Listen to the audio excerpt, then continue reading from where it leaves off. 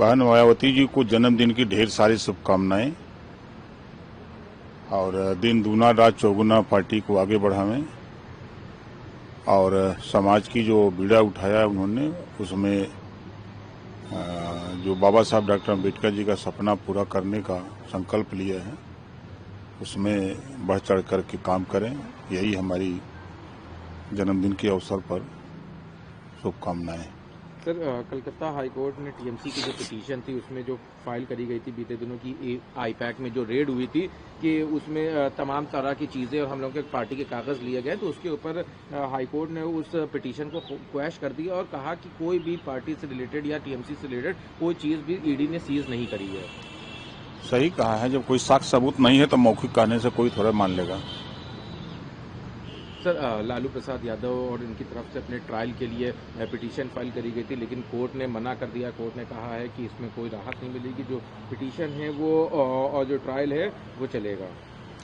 तो कोर्ट का मामला है, कोर्ट जो फैसला देगा वही सबको मानना पड़ेगा, वही लालू जी को भी मानना पड़ेगा, वही हमको भी मानना पड़ेगा। सर, एसआईआर को लेकर अपोजिशन हो या ये तमाम लोग अभी भी तमाम बयान आ रहे हैं अखिलेश यादव के हों या इस किस तरह से देखते हैं बयानों को? अब अखिलेश यादव जी हों चाहे राहुल गांधी हों चाहे विपक्ष का कोई नेता हो, जो एसआईआर पर अगर बयान देते हैं तो इन लोगों को स्वर्ग और नरक जाना चाहिए। और वहाँ जो 46 लाख लोग मृतक वोटर लिस्ट में पाए गए हैं, इन लोगों को जाके वहाँ से ले आना चाहिए और उनका जो है एफिडेविट जो है बनवा करके साक्ष्य सबूत बीएलओ के पास जमा कराएंगे। भाई देखिए ये स्वर्ग से ले आए हैं और ये नरक में थे, ये स्वर्ग में थे, तो ये लोग आ गए हैं, इनका नाम चढ़ा लिया जाए। लेकिन कह रहे हैं कि मृतक ही नहीं है, जेन्युइन वोटर्स कार्ड रहे नहीं, उनको पता है, उन लोगों को पता है, सब कुछ पता है। सिर्फ विरोध करने का एक नजरिया लोगों ने बांध रखा है। 2 करोड़ 23 लाख लोग शिफ्टेड हैं, जो गाँव से शहर चले गए और शहर में भी हैं गाँव में भी हैं। तो अब एक जगह वोटर लिस्ट में नाम आ रहा है, कुछ लोग स्टेट छोड़ के बाहर चले गए हैं, वहां भी नाम करा लिए हैं, यहाँ भी नाम है। तो अब ऐसे लोगों का जो फर्जी मतदान विपक्ष के लोग करते थे उस पर रोक लग रही है। इस नाते वो लोग बहुत छटपटा रहे हैं कि अब हमारा क्या होगा। सर, एक आखिरी सवाल है, अभी जो संभल में पिछले साल घटना हुई थी उसमें सीजीएम कोर्ट ने आदेश दिया था कि सीओ अनुज चौधरी पर मुकदमा होना चाहिए।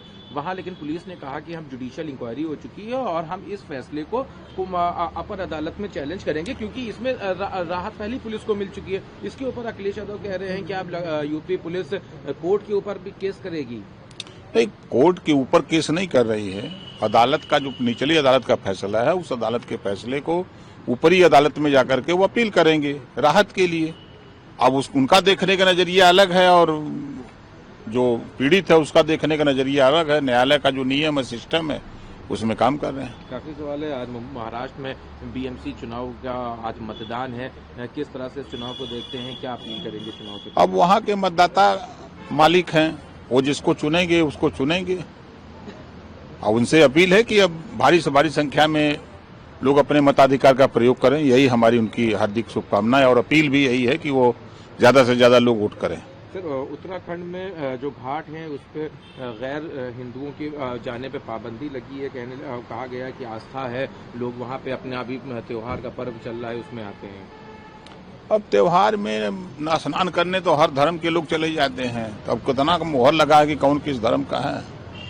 तो कैसे वहाँ जो अध्यक्ष हैं उसके सभा की गंगा अब जो उनका बयान है, अब वो अपने हिसाब से बयान दिए हैं। जो हम लोग हैं सरकार के नियत से देखते हैं कि भाई कहीं किसी को पाबंदी नहीं है, कहीं जा सकता है, ना कहीं ट्रेन में है, ना हवाई जहाज में है, ना चाय की दुकान पर, ना होटल पे, कहीं पाबंदी तो नहीं है। Sir 2 minute